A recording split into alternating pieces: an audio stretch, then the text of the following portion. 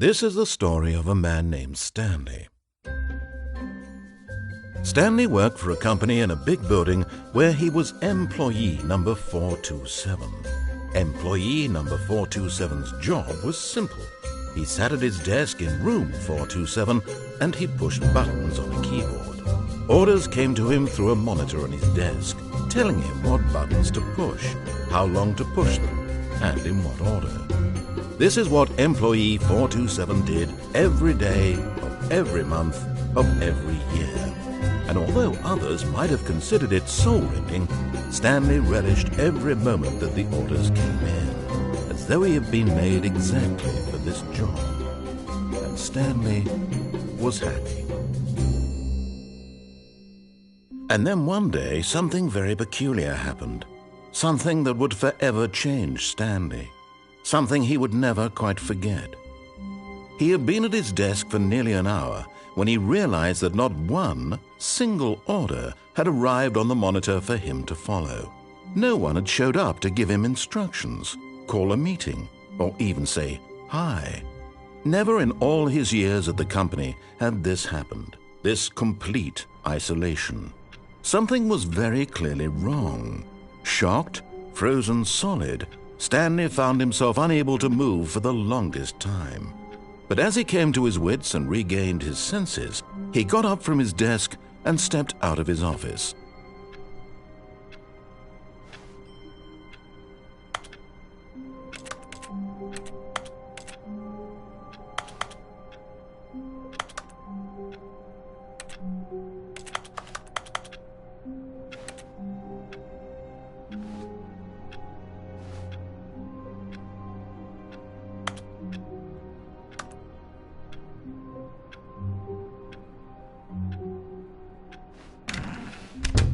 But Stanley simply couldn't handle the pressure.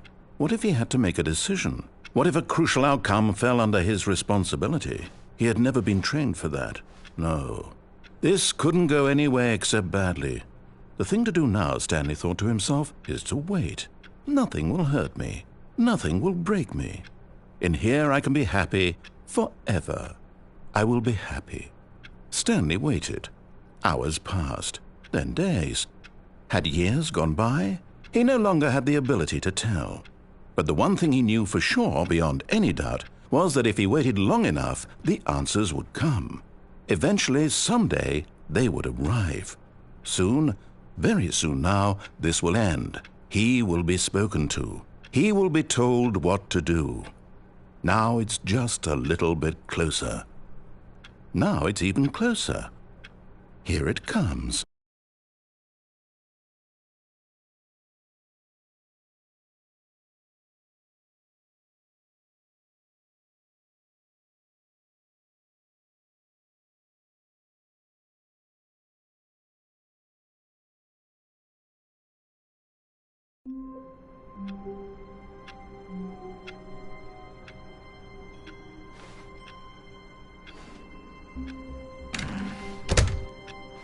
But Stanley simply couldn't handle the pressure. What if he had to make a decision? What if a crucial outcome fell under his responsibility? He had never been trained for that. No.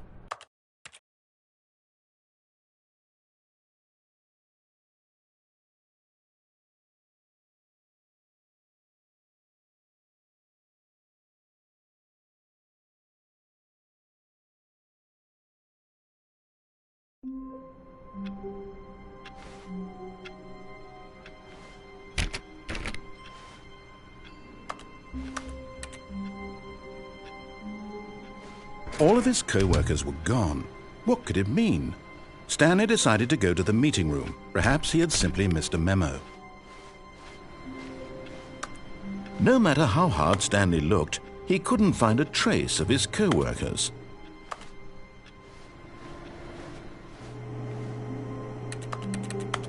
Stanley went around touching every little thing in the office, but it didn't make a single difference, nor did it advance the story in any way.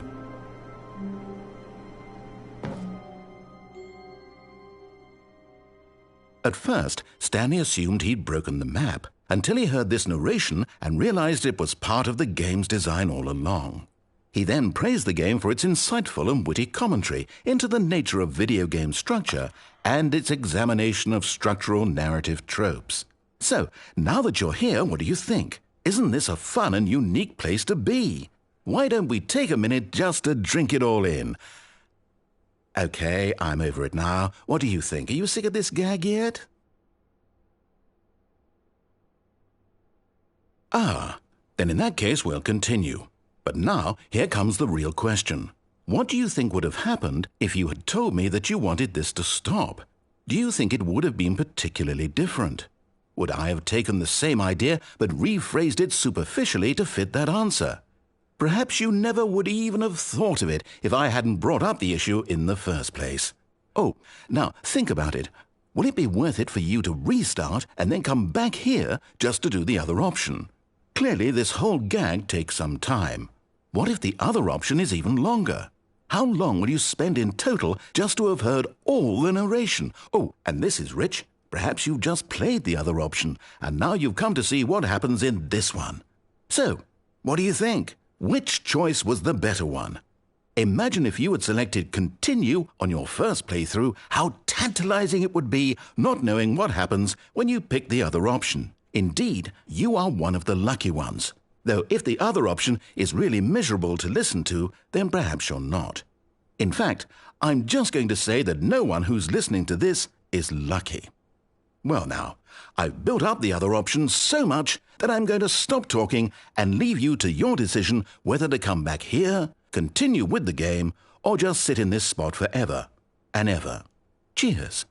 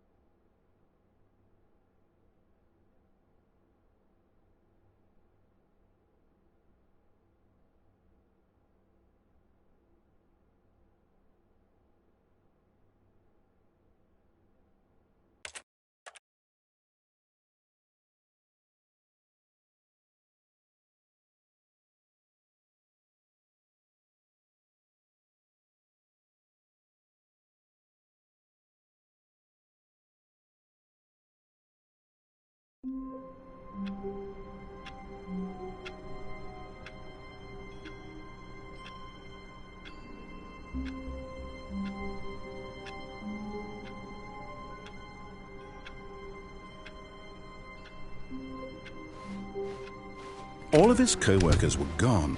What could it mean? Stanley decided to go to the meeting room. Perhaps he had simply missed a memo. No matter how hard Stanley looked, he couldn't find a trace of his co-workers.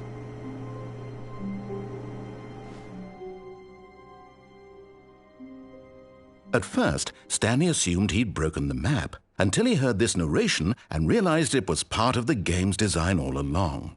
He then praised the game for its insightful and witty commentary into the nature of video game structure and its examination of structural narrative tropes. So, now that you're here, what do you think? Isn't this a fun and unique place to be? Why don't we take a minute just to drink it all in? Okay, I'm over it now. What do you think? Are you sick of this gag yet? Well, I don't know how to say this politely, but you could literally just restart the game any old time you want, like right now. You could have done it just then. Now would also be an appropriate time to quit. Any of these points and so many, many more, all of them are appropriate. I'm enjoying what seems to be an internal conflict going on where you are literally unable to act on your own desires to restart the game. So, just to push the envelope, I'm going to try and make this as miserable as possible and see how long you can maintain. There once was a man named Stanley, who people considered so manly. But the truth must be told, he was not very old and was quite particularly gangly. What Stanley liked most was buttons. He pushed them like some kind of glutton. He did it all day in a meaningful way, but his brain had long ceased to function. Which is why he is in this parable and lives an existence quite terrible.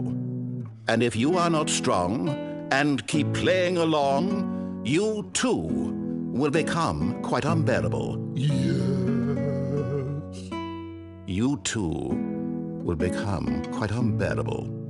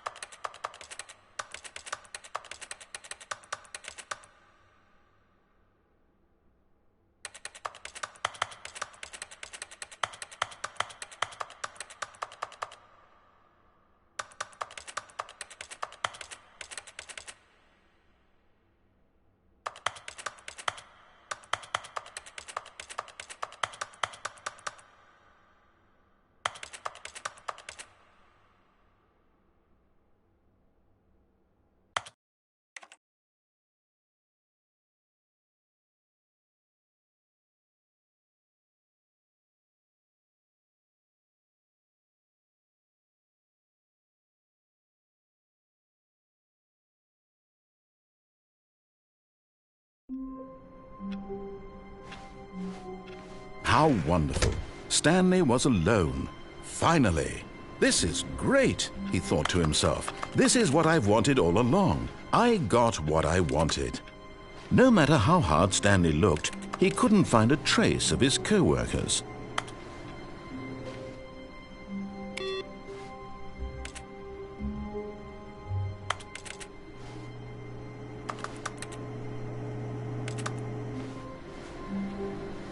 Stanley went around touching every little thing in the office, but it didn't make a single difference, nor did it advance the story in any way.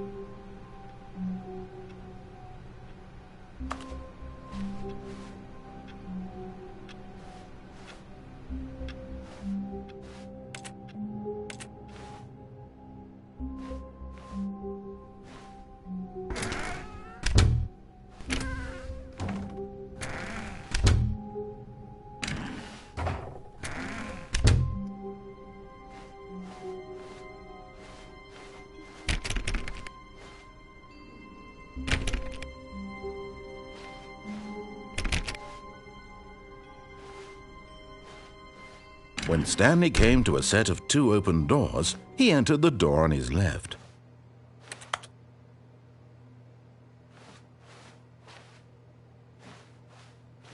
This was not the correct way to the meeting room, and Stanley knew it perfectly well. Perhaps he wanted to stop by the employee lounge first, just to admire it.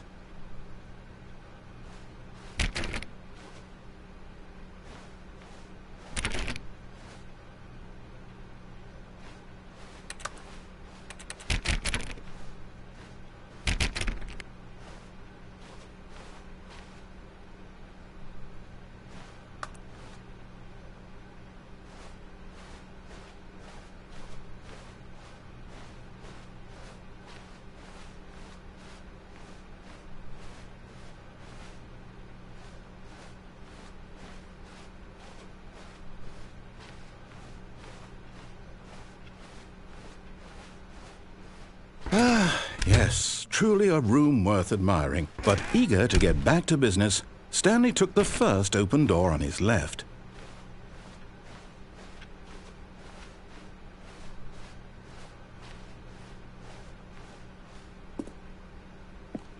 Stanley was so bad at following directions, it's incredible he wasn't fired years ago.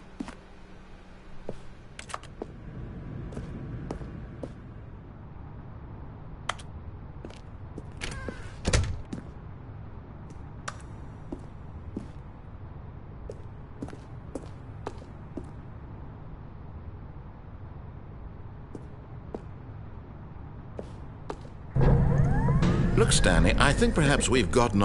But in his eagerness to prove that he is in control of the story and no one gets to tell him what to do, Stanley leapt from the platform and plunged to his death. Good job, Stanley. Everyone thinks you are very powerful.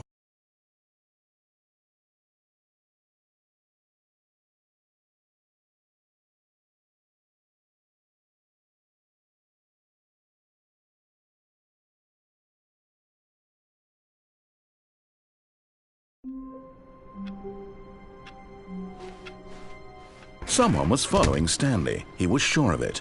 If he checked over his shoulder now, he would surely catch them. It was only a matter of time.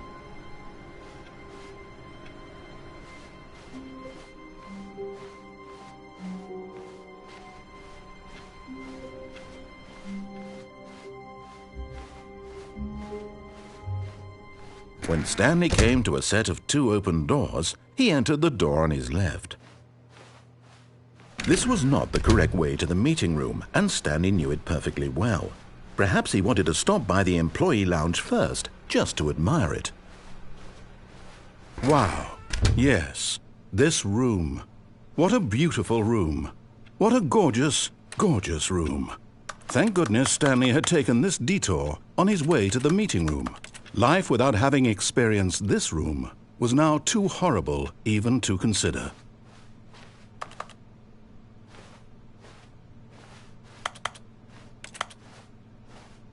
Yes, really, really worth it being here in the room.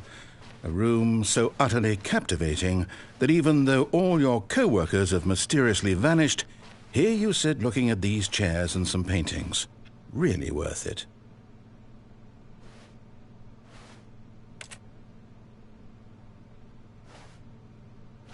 At this point, Stanley's obsession with this room bordered on creepy and reflected poorly on his overall personality. It's possible that this is why everyone left.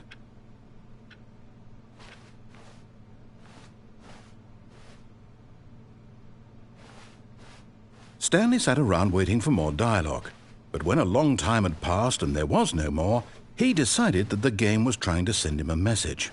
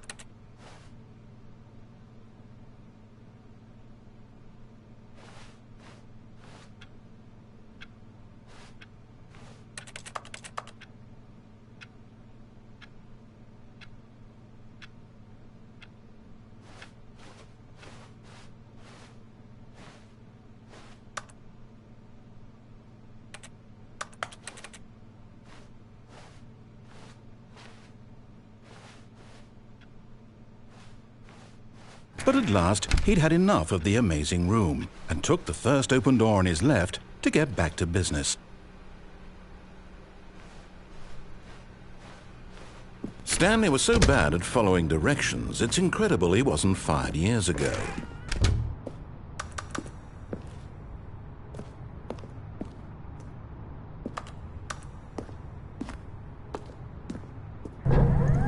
Look, Stanley, I think perhaps we've gotten off on the wrong foot here. I'm not your enemy, really, I'm not. I realize that investing your trust in someone else can be difficult, but the fact is that the story has been about nothing but you all this time. There's someone you've been neglecting, Stanley. Someone you've forgotten about. Please, stop trying to make every decision by yourself. Now, I'm not asking for me, I'm asking for her. This is it, Stanley. Your chance to redeem yourself. To put your work aside. To let her back into your life. She's been waiting.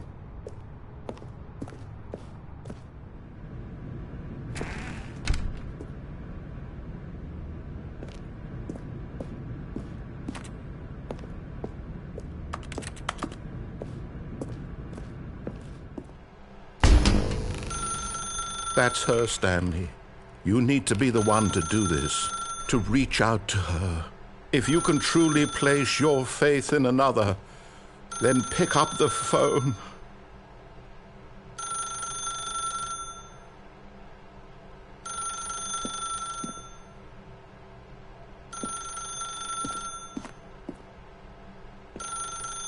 As Stanley picked up the phone, a white light engulfed him, filling him not just with radiance, but with hope. Hope for a life reunited one... Wait. Oh, goodness. Stanley, did you just unplug the phone? No, that wasn't supposed to be a choice. How did you do that? You actually chose incorrectly? I didn't even know that was possible. Let me double-check. No, it's definitely here, clear as day. Stanley picks up the phone. He's taken to his apartment where he finds his wife, and the two pledge themselves to one another. Music comes in, fade to white, roll credits. Not picking up the phone is actually somehow an incorrect course of action. How is that even possible? None of these decisions were supposed to mean anything. I don't understand. How on earth are you making meaningful choices? What did you... Wait a second. Did I just see... No, that's not possible. I can't believe it. How had I not noticed it sooner? You're not Stanley. You're a real person. I can't believe I was so mistaken. This is why you've been able to make correct and incorrect choices. And to think I've been letting you run around in this game for so long. If you'd made any more wrong choices, you might have negated it entirely. It's as though you completely ignored even the most basic safety protocol for real-world decision-making. Or did you not grasp the severity of the situation? Well, I won't have that kind of risk on my watch.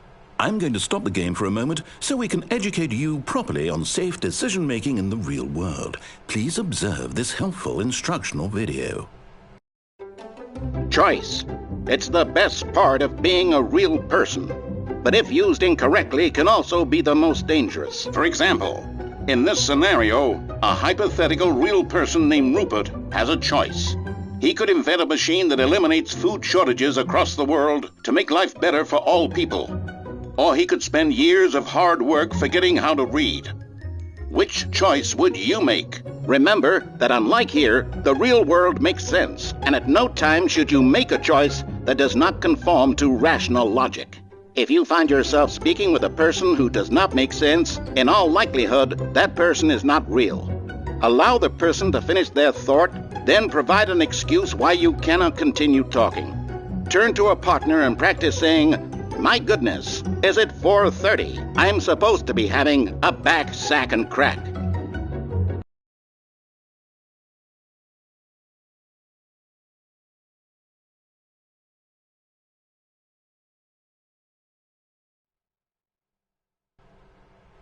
Excellent. Making choices on a regular basis is the best part to a healthy decision-making process. Most medical professionals recommend making at least 8 choices per day. Do you make more than 8? Less? And finally, If you begin to wonder if your choices are actually meaningful and whether you'll ever make a significant contribution to the world, just remember that in the vast infiniteness of space, your thoughts and problems are materially insignificant, and the feeling should subside. At this time, your instructor will guide you in an exercise to test and reinforce the material covered in this video. Ah, welcome back. You may have noticed that this room has begun to deteriorate as a result of narrative contradiction. But not to worry. Now that you're properly informed on good decision-making, we're going to revisit a choice you made just a few minutes ago and see what the correct thing to do would have been. This way, please.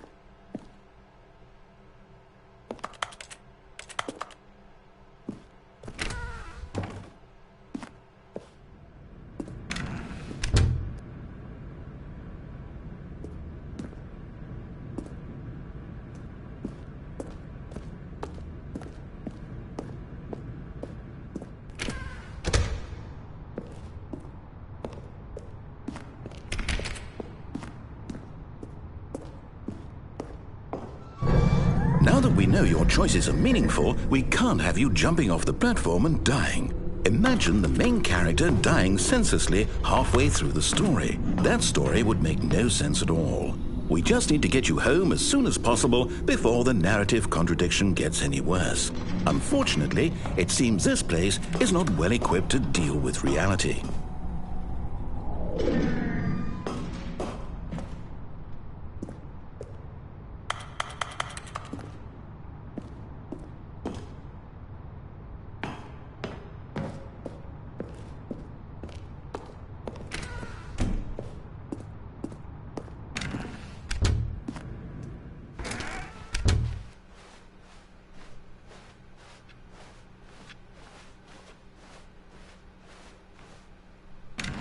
Almost there. You'll take the door on the left, back to the correct ending, the story will have resolution once again, and you'll be home free in the real world.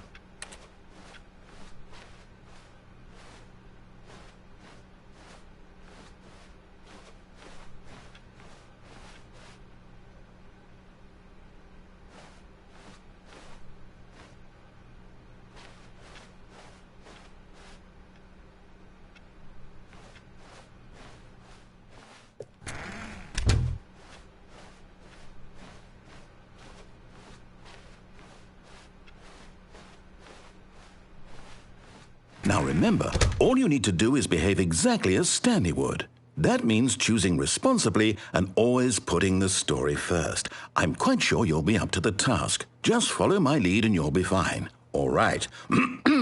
When Stanley came to a set of 2 open doors, he entered the door on his left. No! Why did you do that? Quickly, hurry back in the other direction. Perhaps we're not too late.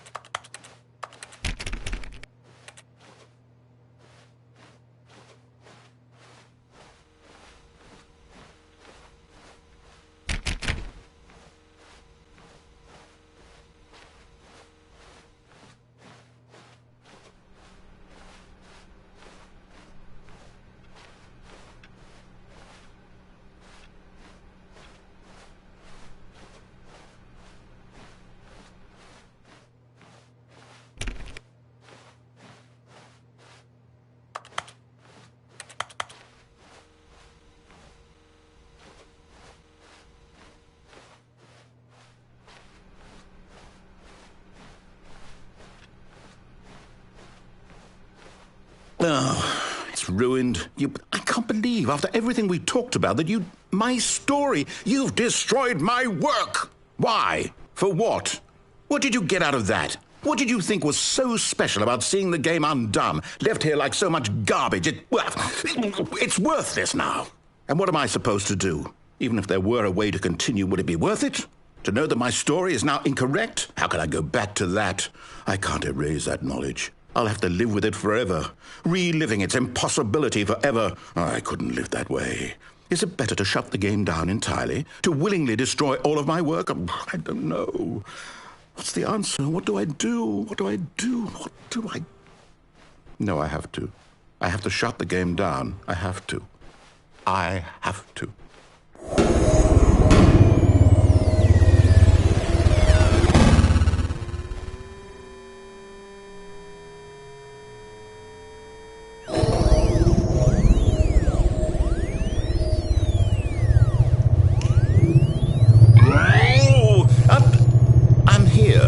I'm still here in this pile of rubbish, with you who thought you were so clever. Now look where we are. My entire game is destroyed. It was the only thing in the world that was mine, and you've run it into the ground. What, did you think that would be funny? You just had to see? Didn't I impress upon you how important it was to be like Stanley? He actually knows how to do what I tell him to. He understands that if I say to do something, there's a damn good reason for it. That thought hadn't even occurred to you, had it? That there's a world outside of you? You're a child. Oh, my story. If you'd just gone through the door on the left, you would have seen it. There was a whole underground facility. You would have destroyed it and been victorious. It would have been so perfect. I worked so hard on it. I tried so hard to make... behave exactly as Stanley would. That means choosing responsibly and always putting the story first. I'm quite sure you'll be up to the task. Just follow my lead and you'll be fine. All right. When Stanley came to a set of 2 open doors, he entered the door on his left. No! Why did you do that? Quickly, hurry back. Behave exactly as Stanley would.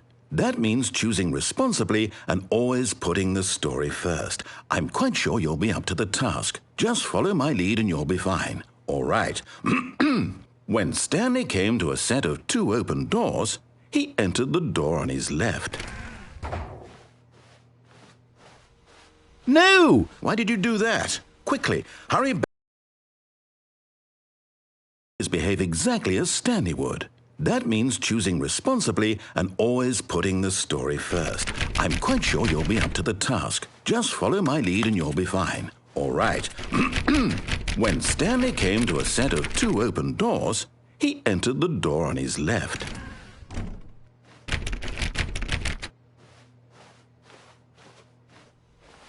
No! Why did you do that? Quickly, hurry back. Behave exactly as Stanley would. That means choosing responsibly and always putting the story first. I'm quite sure you'll be up to the task. Just follow my lead and you'll be fine. All right. When Stanley came to a set of 2 open doors, he entered the door on his left. No! Why did you do that? Quickly, hurry back. Behave exactly as Stanley would. That means choosing responsibly and always putting the story first. I'm quite sure you'll be up to the task. Just follow my lead and you'll be fine. All right. When Stanley came to a set of 2 open doors, he entered the door on his left.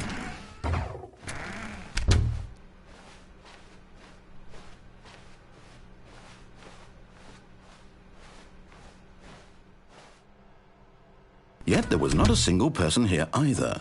Feeling a wave of disbelief, Stanley decided to go up to his boss's office, hoping he might find an answer there.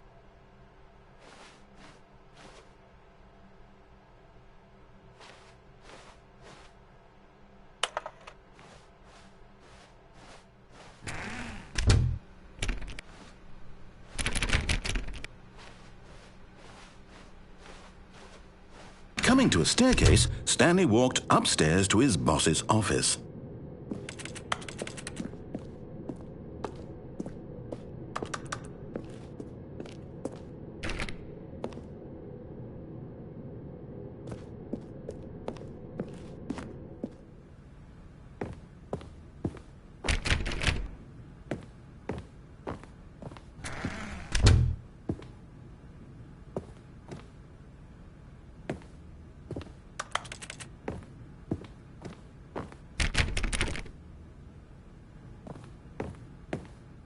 Stepping inside his manager's office, Stanley was once again stunned to discover not an indication of any human life.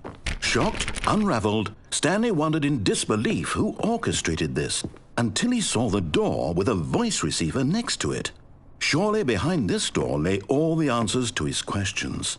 And beyond all probability, he knew the passcode. He had seen it on his boss's computer just last week. Nightshark 115. Was this the code to open the door?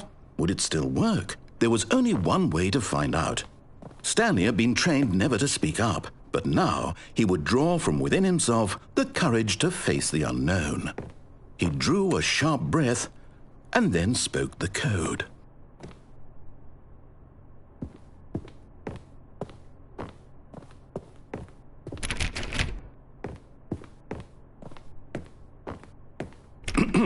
Stanley spoke the code. Nightshark 115. He spoke it into the receiver, right there on the wall.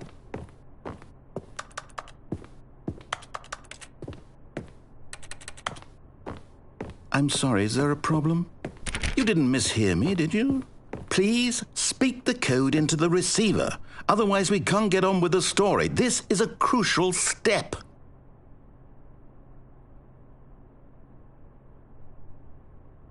Okay, fine, you're not going to do it, but you know what?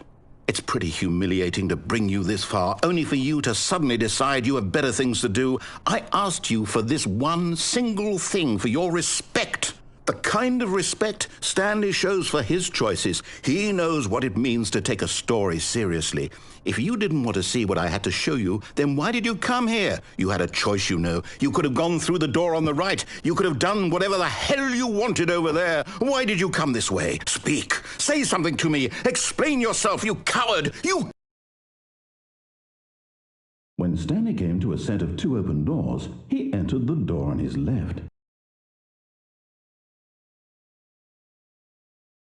Stanley? Hello?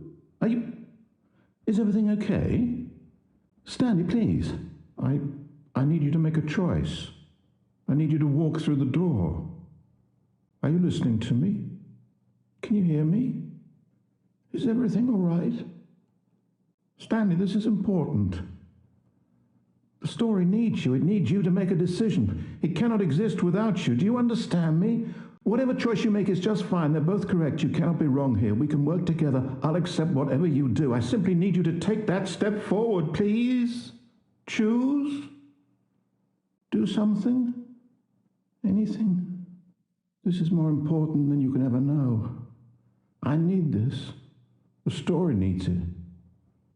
So, you hear me? Are you there? Are you listening to this? Stanley, are you there? Okay. It's okay, I can wait. You need time to decide.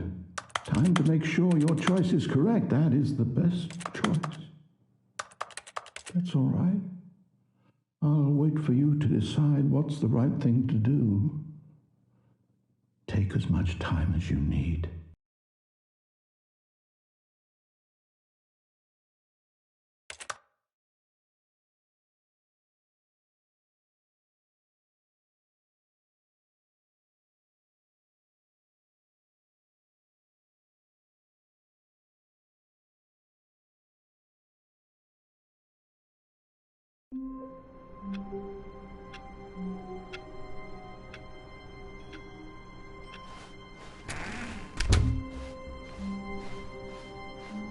When Stanley came to a set of 2 open doors, he entered the door on his left.